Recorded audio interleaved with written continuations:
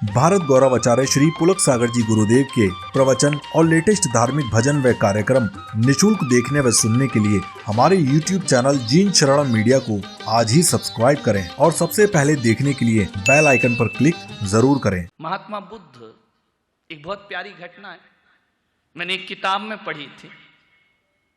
बड़ी अच्छी घटना, बड़ी सुखद घटना, पढ़ने के बाद रोम रोम रोमांचित हो जाए। महात्मा बुद्ध दिव्य ज्ञान संबोधि को प्राप्त करके कपिलवस्तु में पधारे। राजा शुद्धोधन उनके पिता, उनको जब संदेश मिला कि महात्मा बुद्ध पधार रहे हैं, स्वागत में पूरी राजधानी को सजाया गया। जगह जगह बंधनवार बंधे, गुलाब जल से रोड को सींचा गया, पुष्प की वर्षा की गई कि एक पुत्र दिव्य ज्ञान की संपदा लौट लेकर राजमहल की तरफ आ रहा है। महात्मा बुद्ध आ रहे हैं संबोधि को प्राप्त करके। बहुत स्वागत किया गया महात्मा बुद्ध का। 12 वर्ष तपस्या करके बुद्ध लौट रहे हैं। 6 वर्ष का विशाल तपस्चरण उन्होंने किया और जो ज्ञान, जो बोधि उन्हें प्राप्ति हुई, उस दिव्य ज्ञान को लेकर महात्मा बुद्ध अपने गृह नगर में पहुंचे। राजा शुद्धोधन ने उनका स्वागत किया। अरे कभी कभी एक पुत्र इतना महान, इतना महान, इतना महान बन जाता है कि माता पिता उसके चरणों में शीश झुकाने लगते हैं, उसकी वंदना करने लगते हैं, उसे प्रणाम। अब इतने उस स्थिति तक महात्मा बुद्ध पहुंच गए कि जहां माता पिता नहीं रहते, बल्कि माता पिता भी उस पुत्र को अपना पिता मानने को तैयार हो जाया। देखो ना, जब कोई दीक्षा ले लेता है, दीक्षा नहीं लो तब तक बेटा माँ बाप के चरण छुआ करता है, और दीक्षा लेने के बाद वह साधना की ऊंचाइयों को जब छूता है तो माता पिता उसके चरणों की वंदना। जीवन तो यही है, ध्यान रखना। माता पिता समझ गए अब ये बच्चा वो बच्चा नहीं है जिसे हम अपना पुत्र कह करके बुला सकें, अब ये तो ये जगत का पिता बनने जा रहा है। महात्मा बुद्ध का बहुत स्वागत हुआ। स्वर्ण पात्र में महात्मा बुद्ध के चरणों का प्रक्षालन राजा शुद्धोधन ने किया। क्या दृश्य होगा, पिता के चरणों, पुत्र के चरणों को पिता पखार रहा है। ध्यान रखिए, स्वागत हुआ बहुत उनका। स्वागत करने के बाद बुद्ध से कहा कि महात्मा, पिता अरदास कर रहा है, कुछ उपदेश प्रदान करिए। महात्मा बुद्ध ने वस्तु का स्वरूप बताया। महात्मा बुद्ध ने बड़ा आध्यात्मिक उपदेश दिया। उपदेश देने के बाद महात्मा बुद्ध ने अपने ग्रस्त जीवन के पिता राजा शुद्धोधन से पूछा, 6 वर्ष बाद में लौटा हूं, यहां सब तो दिखाई दे रहे हैं, यशोधरा दिखाई नहीं देती, जो महात्मा बुद्ध की पत्नी थे। 2 आंसू ढुलकाए राजा शुद्धोधन ने कहा, महात्मा जब से आप गए हैं महल से बाहर नहीं निकले हैं। महात्मा बुद्ध ने कहा कि ऐसा क्या हुआ? बोले वो महल से बाहर नहीं निकली है, बेजान होकर के जीवन जी रही है। उसे शुद्ध बुद्ध नहीं है अपनी, न खाने की फिक्र, न पीने की फिक्र। तुम्हारी विरह में पत्थर बन गई है वो, न हंसती है, न मुस्कुराती है, न उसके जीवन में कोई उमंग बची है, न जीने की कोई आस बची है। महात्मा चलो जाओ, ऊपर महल में यशोधरा है, जाकर के उसे संबोधन दो, उसके अंदर प्राणों का संचार करो। झरोखे में बैठी है, ना हंसती है, ना रोती है, कुछ नहीं करती है, निढाल हो गई है वह। महात्मा ने कहा, कोई जीव इतना भी मोह करता है? महात्मा बुद्ध गए यशोधरा के महल में, अपनी पत्नी के महल में। यशोधरा ने देखा कि महात्मा आए हैं, खड़ी हुई अपने आसन से, औपचारिक विनय की और कहा कि बैठिए। महात्मा बुद्ध बैठे।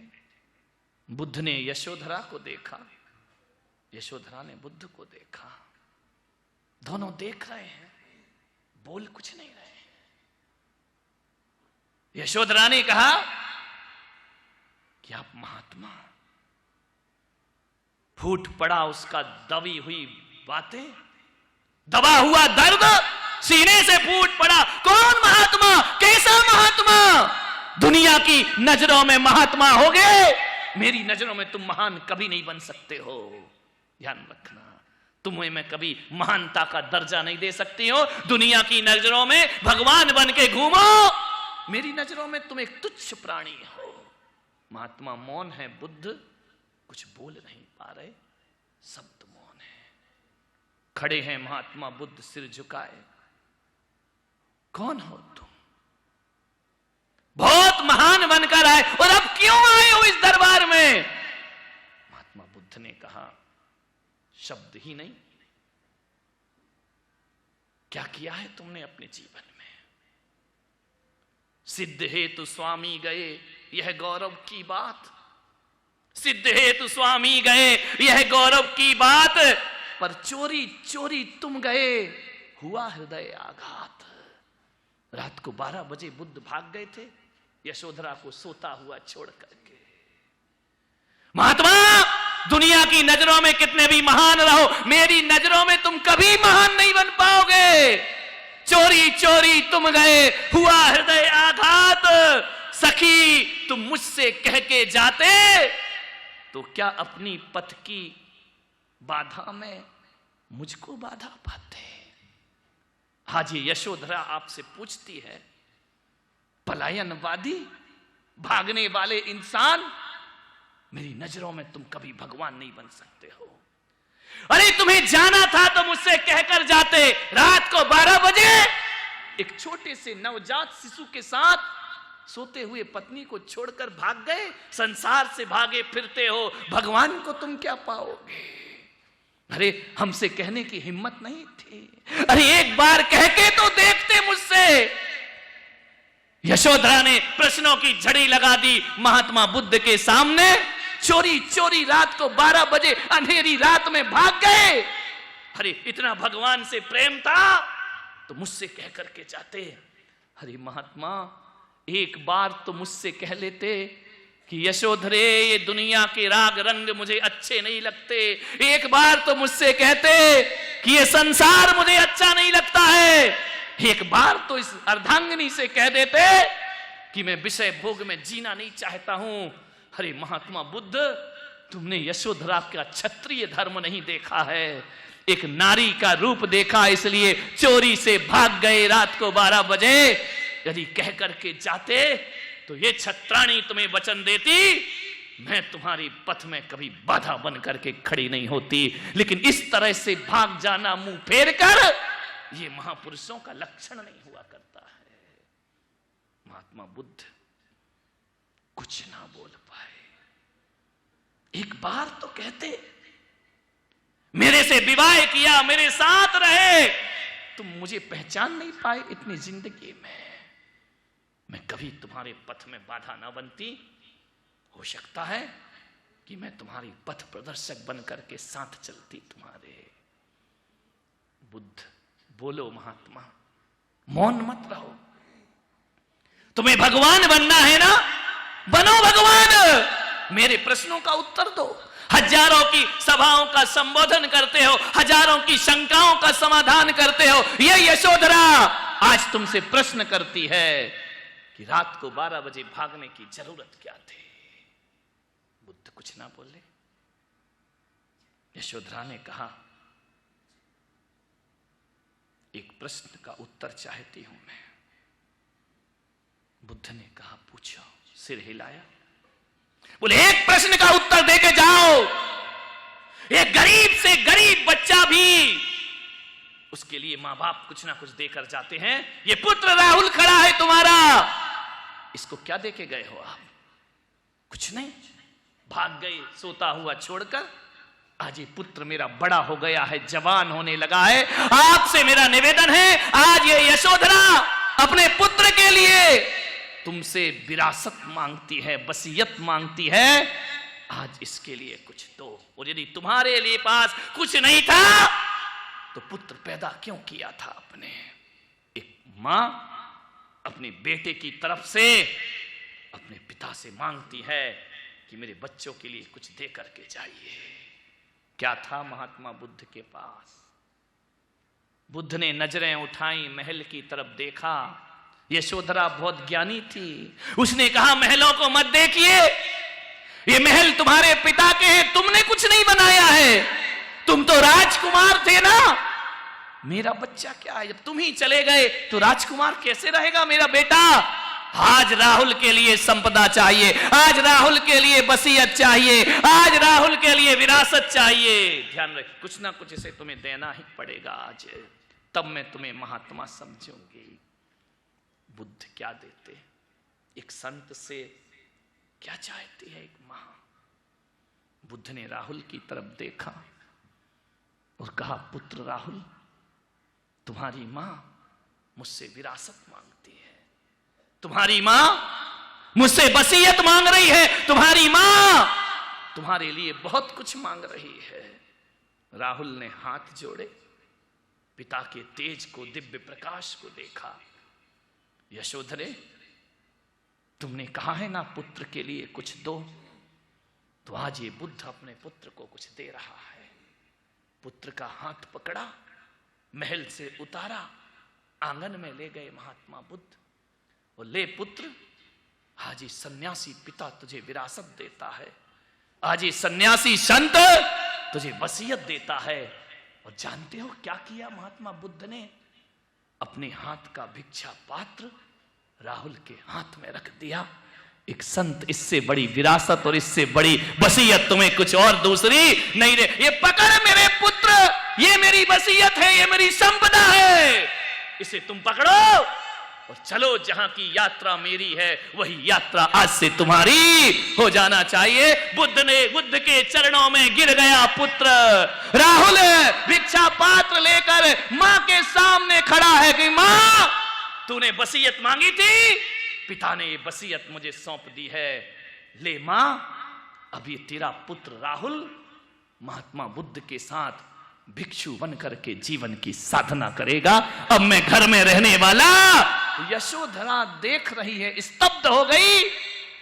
कभी सोचती है कि मैंने क्या मांग लिया, कभी सोचती है कि पुत्र तेरा जन्म इसीलिए हुआ है। ध्यान रखिए, कहते हैं महात्मा बुद्ध राहुल को भिक्षु बनाकर अपने साथ ले गए। ध्यान रखना, यशोधरा खड़ी खड़ी देखती रही, कुछ नहीं था उसके पास। यशोधरा ने कहा, हकीकत में धन दौलत देने वाले पिता तो बहुत मिलते हैं, लेकिन संस्कारों की संपदा देने वाला पिता कोई है। पहली बार यशोधरा ने महात्मा बुद्ध के चरणों में प्रणाम किया, साष्टांग नमस्कार किया कि हकीकत यही विरासत हुआ करती है। मान्यवर, क्या सोचते हो? रुपया पैसा वसीयत है? क्या सोचते हो? नाम रूप वसीयत है? ये सब मिट्टी के ठीकरे। ये वसीयत तो हर गरीब बाप भी अपने बच्चों को दे जाता है, लेकिन महात्मा बुद्ध ने आज वो दिया उन्हें जो दुनिया का कोई पिता अपने बच्चों को प्रदान नहीं कर सकता है। ध्यान रखना, ऐसी विरासत सौंपी महात्मा बुद्ध ने, वसीयत सौंपी। मान्यवर, मैं किसी शहर में चौमासा कर रहा था, एक भक्त मेरे पास आया,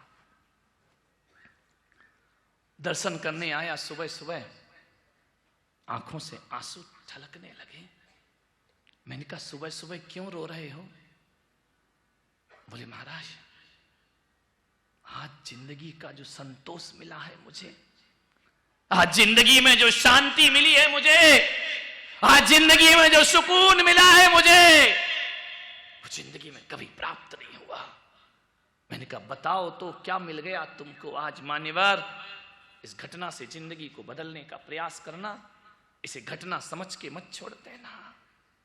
उसने कहा कि महाराज, मेरी एक बेटी है, मेरा एक बेटा है, बेटी पढ़ लिख करके योग्य हो गई है, मैंने ईमानदारी का जीवन जिया है। मैंने टीवी पर आपके एक दिन प्रवचन सुने और उसी दिन मैंने संकल्प कर लिया कि जिंदगी को बड़ी आदर्श जिंदगी बना करके जीऊंगा। मैंने बेईमानी छोड़ दी, मैंने ईमानदारी से जीवन जीना सीख लिया। मैंने सादा जीवन, उच्च विचार का जीवन जिया कि अपने विचारों को ऊंचा रखूंगा। मैंने बहुत अच्छा आदर्श जीवन जीने का प्रयास किया। लेकिन महाराज, जब से जिंदगी सच्चाई की राह पे गुजारी, हजारों ताने सुनना पड़े हैं मुझको। घर के लोगों से ताने सुनना पड़े मुझे, पत्नी से ताने सुनना पड़े मुझे। क्योंकि जब जब कोई आदमी सत्य की राह पे चलता है, विरोध के रास्ते अपने आप खुल जाया करते हैं। ध्यान रहे, हर कोई उसके विरोध में खड़ा हो जाता है। सबने विरोध किया मेरा, सबने कहा कि तुम बेकार की जिंदगी जी रहे हो, प्रवचन की बात प्रवचन में रहने दो। अरे उसने कहा नहीं, मैंने एक बात मेरे जीवन को बदल गई कि दुनिया में आए हो तो कुछ करके जाना चाहिए। मैंने कहा मैं ज्यादा तो नहीं कर सकता, बहुत संपदा रुपया मेरे पास नहीं है, लेकिन मैं ईमानदारी की जिंदगी जीऊंगा, अच्छी जिंदगी जीऊंगा, कभी झूठ नहीं बोलूंगा, सच्चाई की जिंदगी जीऊंगा। और उस दिन से महाराज मैंने क्रोध करना छोड़ दिया, वरना मैं बात बात पर बच्चों पर गुस्सा करता था। जब बच्चों पे गुस्सा करता था ना, तो बच्चे इंतजार करते थे कि पापा कब बाहर जाएंगे। ध्यान रखना, जिस आदमी का व्यवहार अच्छा नहीं होता ना, तो बच्चे सोचते हैं कि ये बाहर ही रहे तो अच्छा है, जितना लेट घर आए उतना अच्छा है। और यदि व्यवहार मधुर मीठा होता है ना, तो ध्यान रखना, हर पल हर घड़ी बच्चे हमारा इंतजार किया करते हैं, हर पल हमारी राह देखा करते हैं। व्यवहार, बोले मैंने व्यवहार बदल लिया आपके प्रवचनों को सुन करके। मैंने गुस्सा करना बंद कर दिया, बच्चों को स्वतंत्रता दे दी, जैसे जीना है जियो, मान्यवर। लेकिन आज जब मेरी लड़की जवान हो गई महाराज, और जवान होने के बाद जब मैंने अपनी बेटी से पूछा कि बेटी मुझे तेरी शादी करना है, बता तूने कुछ सोच रखा है? आजकल तो बाप को पूछना पड़ता है, जमाना गया पहले का कि कोढ़ी के साथ ब्याह दो तो भी बेटी तैयार हो जाती थी। अब तो माँ बाप को पूछना पड़ता है कि कॉलेज में, स्कूल में तेरे दिमाग में कुछ है तो नहीं। बेटी ने कहा नहीं पिताजी, इस बारे में मैंने कभी सोचा ही नहीं, मैं तो पढ़ती रही, आज पढ़ लिख के जॉब भी लग गया, लेकिन इस ओर मैंने कभी ध्यान। बेटी, एक पिता पूछ रहा है, ये कंप्यूटर इंटरनेट का जमाना है, यदि तेरे मन में कोई लड़का हो तो बता दे, मैं उससे तेरा विवाह कर दूंगा। उसने कहा पिताजी, जिस संत के प्रवचन आपने सुने हैं यूट्यूब पर, टीवी पर, मैं भी उन्हें सुना करते हूं। मैंने आज तक इस बारे में कुछ सोचा नहीं, मैंने तो यही सोचा है कि जो मेरे पिता को पसंद होगा वही मेरी पसंद होगी। उस पिता ने कहा बेटी सच बता, तू झूठ मत बोलना। बोले पिताजी, मैं आपकी कसम खा के कहती हूं, मैंने अपने दिमाग में कभी इस तरह की बातों को जन्म नहीं, मैं एक आदर्श जीवन जीती रही। बेटा एक काम कर, चल इतना तो बता, कोई लड़का नहीं है चलेगा, अब तेरे हाथ पीले करना है, तेरी शादी करना है, तू इतना बता दे। लड़का तेरे दिमाग में नहीं है कोई बात नहीं, इतना तो दिमाग में होगा ना कि तू बिजनेसमैन से शादी करेगी या सर्विस क्लास से शादी करेगी, नौकरी वाला लड़का चाहिए या दुकान व्यापार वाला लड़का चाहिए, उद्योगपति चाहिए। जानते उस बेटी ने कहा पिताजी, मैंने इस बारे में भी कुछ नहीं सोचा है कि मुझे बिजनेसमैन चाहिए या सर्विस क्लास चाहिए। बोले बेटा फिर भी बता तो दे, मुझे लड़का ढूंढने में सहूलियत होगी, कल को मैं शादी कर दूं और तेरा मन ना लगे तो फिर क्या होगा? पिताजी आप देखिए, जैसा आप उचित समझे।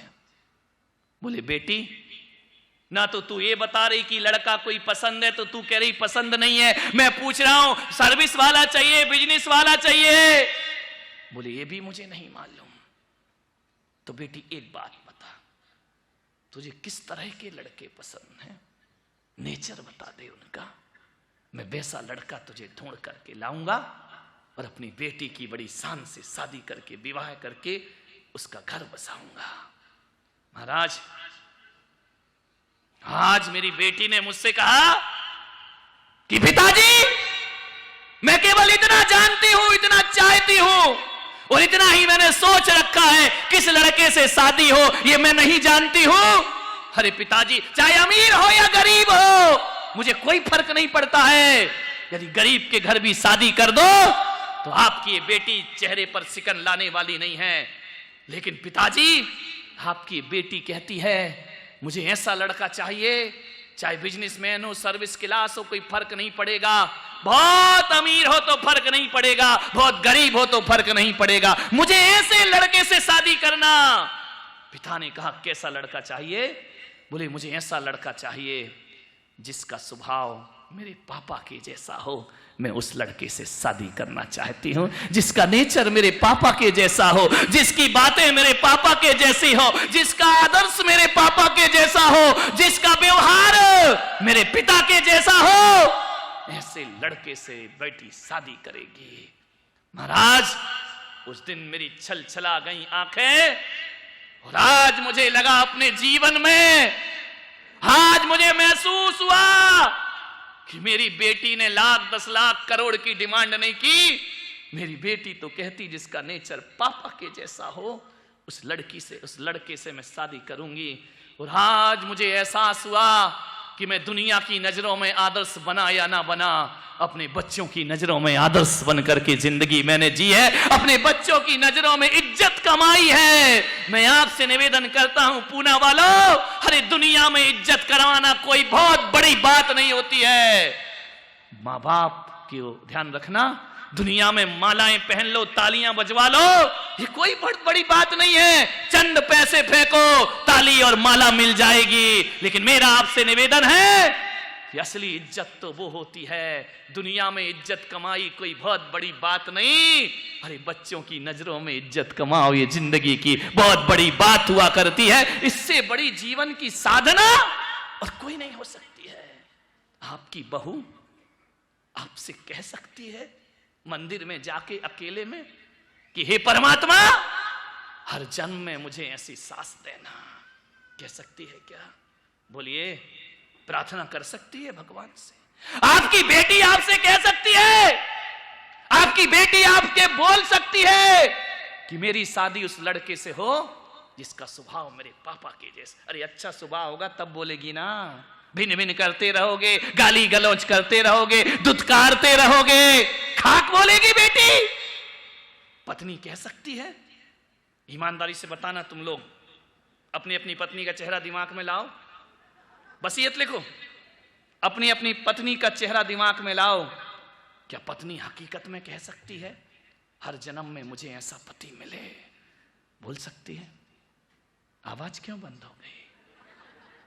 बोल सकती है वो पत्नी कि हर जन्म में मुझे यही पति मिलना चाहिए?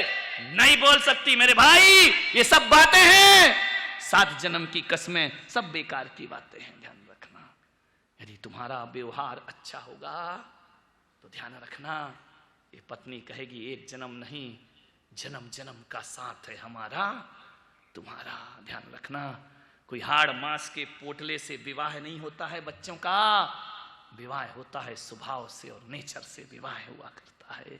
जिंदगी में आनंद बरसता है तो स्वभाव से आनंद बरसता है, व्यवहार से आनंद बरसा करता है। सोचिए, विचार करिए। एक प्रश्न पूछूं आपसे, ईमानदारी से बताना, पूछ लूं? बोलो ना। कौन बोला धुलाई हो रही, अब क्या पूछोगे? व्यवहार बदलो मेरे भाई, व्यवहार बदलो। चलो महिलाओं से पूछ लो। हाँ, ये तो तैयार बैठे हैं, हर प्रश्न का उत्तर है इनके पास। आपको ऐसा लगता है, ईमानदारी से बताना, कि आपकी ऐसा हो ना भगवान कभी? मैं पूछ रहा हूं बस, नहीं तो तुम बोलो बद्दुआ दे रहे हो। आपको ऐसा लगता है क्या कि आपकी अभी मृत्यु हो गई ना हो भगवान? तुम तो जियो हजारों साल, साल के दिन हो 50,000। आपकी मृत्यु हो गई तो आपका ये पति दूसरी शादी करेगा या नहीं? ईमानदारी से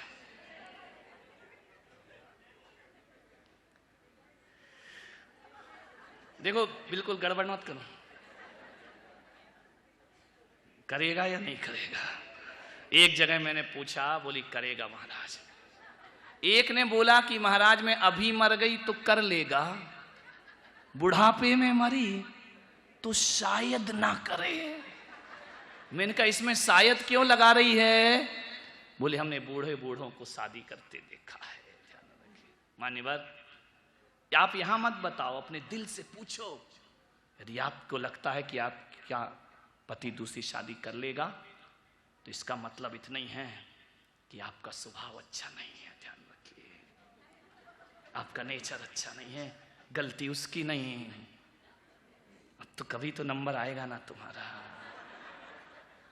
और आपको लगता है कि आपका पति बेवफाई करेगा, तुम्हारी वफा में जरूर कोई ना कोई कमी है। ध्यान रखिए, आज से ही अपना व्यवहार सुधारने का प्रयास करिए।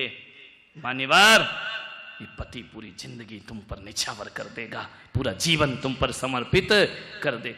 जीवन सुधारो, जिंदगी को बदलो। जिंदगी बहुत आसान भी है और जिंदगी बहुत कठिन भी है। मान्यवर, आप सोचो, आप सोच सकते हो आपकी बहू आपका इंतजार कर सकती है। कब करेगी? जब व्यवहार अच्छा होगा। ध्यान रखिए, व्यवहार बदल लो। क्या धन दौलत की वसीयत दोगे? रुपया पैसा दोगे बच्चों को? अरे इनके अलावा और वसीयत होती है, तुम्हारा नाम, तुम्हारा यश, तुम्हारी कीर्ति, तुम्हारा अच्छा व्यवहार, ये बहुत बड़ी वसीयत होती। ध्यान रखना, मरने के बाद आदमी ये नहीं पूछता, ध्यान रखना, ये नहीं देखता कि कितना पैसा था, कितना रुपया था, कितनी दौलत थी। मरने के बाद याद किया जाता है तो आदमी का व्यवहार याद किया, कितना अच्छा आदमी था, कितना सरल आदमी था। ये रसिकलाल नाम ऐसे ही नहीं लिख दिया गया है, उस व्यक्ति ने अपने जीवन में कुछ अर्जित किया होगा, तभी सारी दुनिया उनका सम्मान से नाम लिया करती। ध्यान, कुछ किया होगा जिंदगी में। ये मत सोचो ये बड़ी बड़ी फोटोआं लगी हैं तो कोई पैसे में लगा दी हैं, ऐसा नहीं है। पैसे देने वाले तो हजारों मिलते हैं दुनिया में। ध्यान रखना, जैसा कि मुझे पता चला कि रसिक सेठ के यहाँ यदि कोई भी चला जाता था, खाली हाथ लौट करके वापस नहीं आया करता था। ध्यान रखिए, मानवता का जीती जागती उदाहरण। सोचना है आपको, विचार करना है। ऐसे ही नाम नहीं मिलता दुनिया में, बहुत कुछ करना पड़ता है। धनपतियों की कमी थोड़ी है, पूना में कितने सारे होंगे, लेकिन सब धनपतियों में इतनी हिम्मत है कि एक फोटो यहां पे आके लगवा सके। ध्यान रखना, इसके लिए बहुत कुछ जीवन में अर्जित करना पड़ता है। पूज्यताएं ऐसे ही नहीं मिला करती हैं, सम्मान ऐसे ही नहीं मिला करता है, नाम ऐसे ही नहीं मिला करता है। बहुत कुछ कर, आज मैं पुलक सागर किसकी, आज 25 साल हो गए मुझे इस मुकाम में पहुंचने के लिए। एक दिन में जिंदगी की ऊंचाइयां नहीं मिला करती हैं मेरे भाई, पूरी जिंदगी खपाना पड़ती है, तब लोगों की जुबान पर अपना नाम आया कर। ऐसे ही नाम आ जाता है क्या? बहुत कुछ करना पड़ता। अपना व्यवहार, क्या आप दुनिया की नजरों को छोड़ो, बच्चों की नजरों में इज्जत बना पाए? बोलिए, आपका बेटा कह सकता है हर जन्म में तुम मेरे पिता बनो? यदि आपका स्वभाव अच्छा होगा तो जरूर कहेगा, स्वभाव अच्छा नहीं होगा कोई नहीं कहने वाला, वो तो कहेगा इस जन्म का ठीक है, निपटे खेल खत्म। जान रखिए मान्यवर, सोचना, बहुत अच्छा जीवन बनाओ। ये असली स्वभाव की वसीयत आप सौंपने का प्रयास करिए। जिंदगी की असली वसीयत वही हुआ करती। आज मैं गर्व से कहता हूं, हमारे पूर्वजों ने हमें वसीयत में धन दौलत माया दी या नहीं दी, सन्यास की विरासत हमारे पूर्वज हमारे जीवन में सौंप करके गए। होड़ लगी है सन्यासियों की, इसके बाद वो सन्यासी, इसके बाद वो सन्यासी। महात्मा बुद्ध ने राहुल को सन्यास दिया तो मेरी दादी देवमती ने हम जैसे ना जाने कितनों को सन्यास की विरासत सौंप करके चली। ये जीवन की हकीकत।